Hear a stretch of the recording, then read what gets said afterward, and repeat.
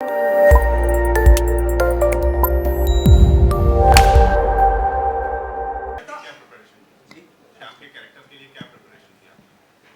के कैरेक्टर के लिए मैं जैसे मैंने बताया था, बहुत ही स्पॉन्टेनियस, बहुत ही इम्प्रोवाइज और करके हमने किया। और सबसे अच्छी बात ये थी कि सारे एक्टर, जैसे श्वेता है, मैं और जो बच्चे थे, हम लोग एक ही होटल में थे और वहीं पे हम रिहर्स करते थे। उसके बाद हम चले जाते थे उसको सीन को करने के लिए। तो ये जो श्लोक का जो ये स्टाइल जो था, और जैसे श्लोक ने भी बताया कि बहुत ही स्पॉन्टेनिटी इसलिए थी हर सीन में कि श्लोक ने जैसे कि हमें ये सीन इस तरीके से करना है, अगर उस तरीके से नहीं हुआ, दूसरे तरीके से हो गया, तो वो भी ये नहीं कि स्टेज नहीं किया।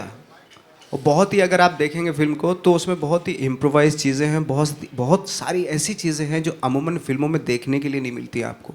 क्योंकि फिल्मों में अक्सर होता है बहुत स्टेज्ड, फंबल भी नहीं होता, एक डायलॉग के बाद दूसरा डायलॉग बोलता। हमने वो सारे मिथ ब्रेक करने की कोशिश की कि अगर ये बोल रहा है उसके साथ मैं भी बोल रहा हूँ। तो क्योंकि जो आम लाइफ में होता है, फंबल भी करते हैं आम लाइफ में, हम फंबल्स को कभी दिखाते नहीं हैं, ओवरलैपिंग को कभी दिखाते नहीं हैं कि अरे ये तो लोग क्या कहेंगे।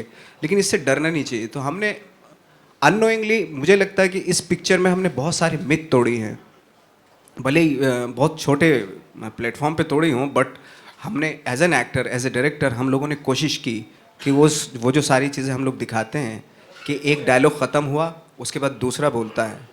नहीं, ज़रूरी नहीं है आप बोल रहे हैं उसके बीच में मैं भी बोल सकता हूँ।